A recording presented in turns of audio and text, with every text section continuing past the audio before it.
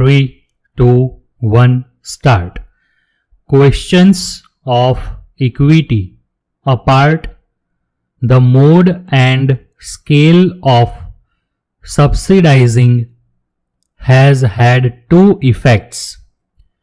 One has been to induce a faster rate of growth of enrollments at this level than is otherwise likely to have taken place. In several parts of the country, the fees charged for higher education have remained unchanged for decades, and the rising costs have been almost wholly covered by the subsidies from government. Higher education has therefore become almost free for those who are in a position to meet the other related expenses. Para. The other effect has been to encourage in this sphere, particularly in the last decade, a kind of entrepreneurship with little commitment to the goals of higher education.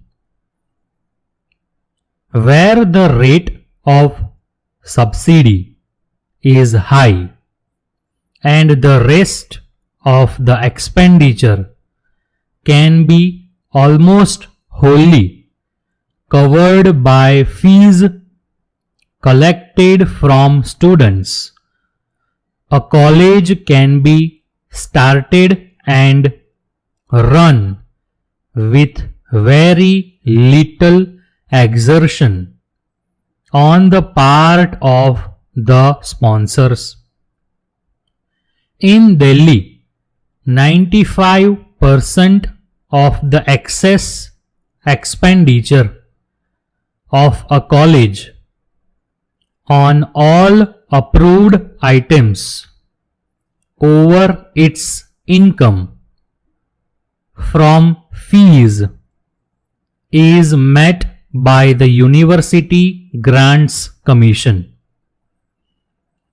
The sponsoring body, whether it is a private agency or a local authority, needs therefore to cover only a very small fraction of the total expenditure on running a college. Naturally, there is no dearth of entrepreneurs for starting colleges with an eye on the patronage and influence they can exercise through their control over them. Para. Though the extent of subsidy is not as high elsewhere, the position is not very different in several other parts of the country where liberal grants in aid are given by state governments to colleges. The main qualification required of the promoters of higher education under these conditions is only that they have the contacts for securing the necessary financial and other support from the powers that be. Para.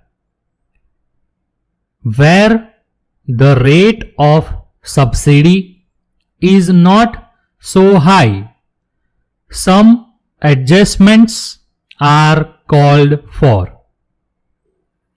These are usually made in the fees charged from students and in the teacher-student ratios maintained.